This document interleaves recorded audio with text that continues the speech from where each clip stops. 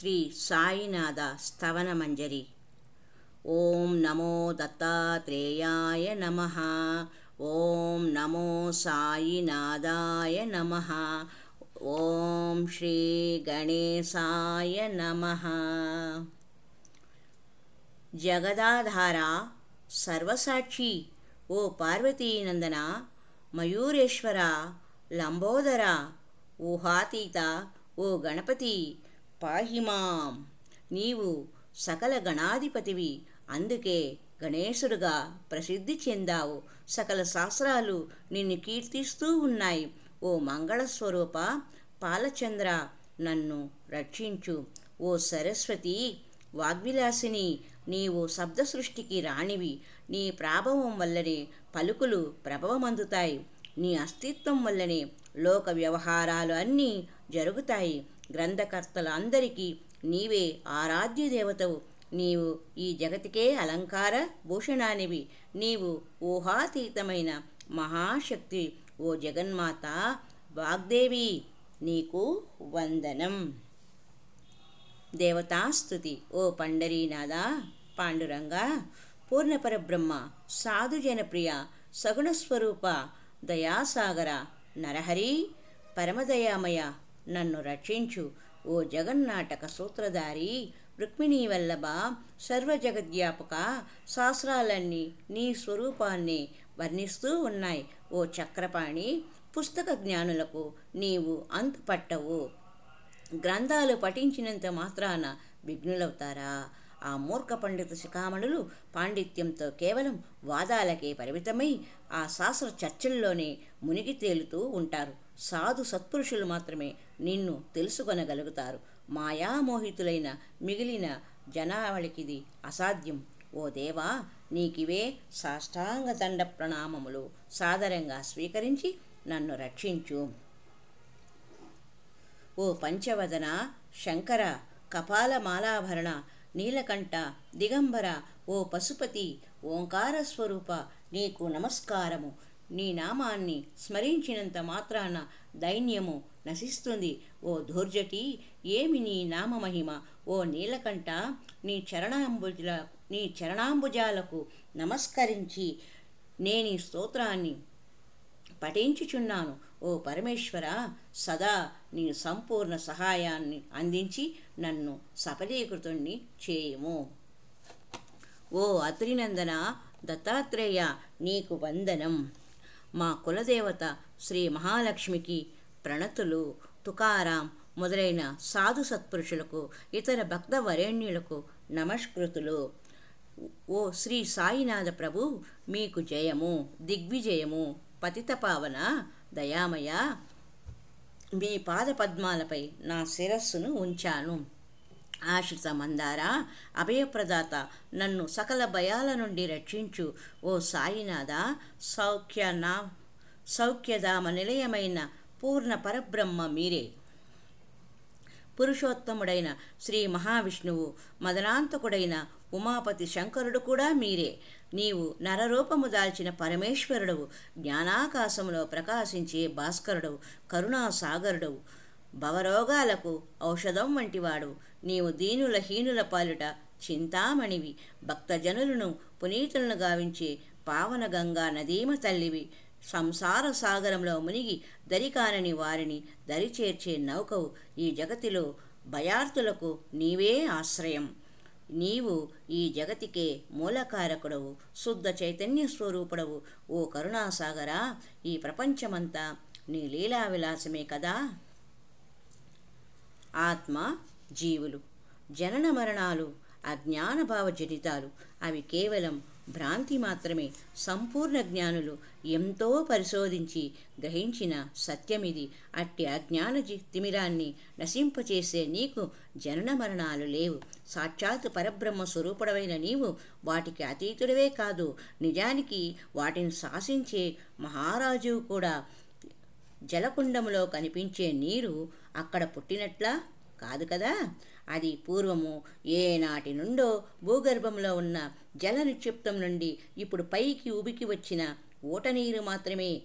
పల్లపు ప్రదేశంలో నీరు ఊరితే దానిని కొండము అంటాం. ఆ నీరే లేకపోతే దానిని గుంట అంటాం. నీరు నిండడం, ఇంకడం అనే స్థితులు నీటికి సంబంధించినవి కావు. అవి కేవలం కుండమునకు మాత్రమే చెందినవి. కుండములో ఉండే నీరు తన మహత్వాన్ని ఎప్పుడూ ఆ కుండానికి ఇవ్వదు. జనన మరణాలు తనువుకే కాని ఆత్మకు అన్వయించవు. నీటితో నిండుగా ఉండి కళకళలాడుతూ ఉన్నప్పుడు కుండము గర్విస్తుంది. కానీ ఆ నీరే ఇంకిపోతే దీనావస్థకు చేరుకుంటుంది. ఈ మానవ దేహమే ఒక కుండము. అందులోని నిర్మలమైన నీరే శుద్ధ చైతన్యము, జీవాత్మ. కుండములు అనేకం అయినా జలము ఒక్కటే. ఓ సాయిదేవా, దయామయ, నీవు అనాదివి, జనన మరణాలకు అతీతుడవు. నీవే వజ్రాయుధమై నాలోని అజ్ఞాన పర్వతాన్ని ఛేదించి సమూలంగా నాశనము పొందించు, జ్ఞానోదయాన్ని కలిగించు. ఇంతవరకు ఈ భూమండలంపై ఎన్నో కుండములు అనగా జీవులు జనించాయి, ఇక ముందు కూడా ఉద్భవిస్తాయి. అట్టి ప్రతి ఒక్క కుండానికి అనగా జీవికి ప్రత్యేకమైన నామరూపాలు ఉంటాయి. కల్పాంతం వరకు అవి అలా పిలువబడుతూ గుర్తింపబడుతూ ఉంటాయి. నిఖిల జగతిలోని సమస్త జీవుల యందు విరాజమానమై ఉన్నది ఒకే చైతన్య శక్తి, అనగా సకల జీవుల యందు ఉన్నది ఒకే ఆత్మ. అందుకే నీవు నేను అనే తారతమ్య భావము ఉచితము కాదు. అణువులోనూ వ్యాపించి ఉన్న ఒకే చైతన్య వస్తువును నీవు నేను అనే ద్వైత భావంతో చూడడం ఎంత మాత్రమూ సమంజసము కాదు. మేఘాలన్నిటి నుండి వర్షింపబడే నీరంతా ఒక్కటే. కానీ ఆ నీరు భూమిపై పడగానే నదీ నదములు, కాలువలు, సరస్సులు, బావులు, ఊటబావులు మొదలైన రకరకాల రూపాలు పొందుతుంది. గోదావరి నది గర్భంలో చేరిన నీరు గోదావరిగా పిలువబడుతూ పవిత్రంగా భావించబడి పూజలు అందుకుంటుంది. కానీ బావుల్లో, గుంటల్లో చేరిన నీటికి అంతటి విలువ ఉండదు. ఓ సాయి పరమాత్మ, నీవు అమల గోదావరి ప్రవాహం వంటి వాడవు. మేము అల్పమైన వాపి కూప తటాకా లాంటి వాళ్ళము. మీకు మాకు మధ్య అదే తారతమ్యం. ఓ సాయి గురువరా, మా జీవితాలు సార్థకం చేసుకోవడం కోసం మీకు సర్వస్య శరణాగతులమై మీ దరి చేరాం. ఓ పవిత్రమూర్తి, మమ్ము సదా రక్షించు. గోదావరి జలాలకు అంతటి పవిత్రత ఆ నదీ గర్భం వల్ల మాత్రమే. అంతేకాని జలానికి ప్రత్యేకమైన విశిష్టత అంటూ ఏమీ లేదు. ఏ నీరైనా ఒక్కటే. నిజానికి గోదావరి గర్భం వల్లనే ఆ నది ప్రవహించే ప్రదేశమంతా పవిత్రత సంతరించుకుంది. పరిశీలించి చూడగా అట్టి పవిత్రతను చేకూర్చే విశిష్ట గుణము ఆ భూభాగంలోని మట్టిదే. మేఘాల నుంచి నేలపై కురిసిన నీరు ఎక్కడ ఎట్టి మార్పు చెందకుండా అనగా కల్మషపూరితం కాకుండా ఉంటుందో ఆ భూభాగాన్ని జ్ఞానులు పవిత్ర గోదావరి అని వ్యవహరిస్తారు. మేఘాలలోని జలం మొదట మధురంగా ఉంటుంది.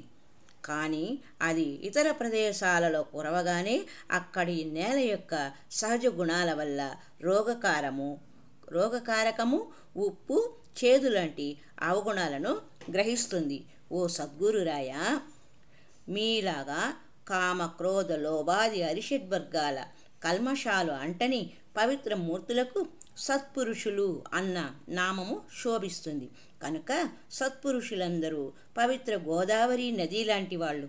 ఓ సాయిదేవా, మీరు వారందరిలో అత్యున్నత స్థానాన్ని అలంకరించారు.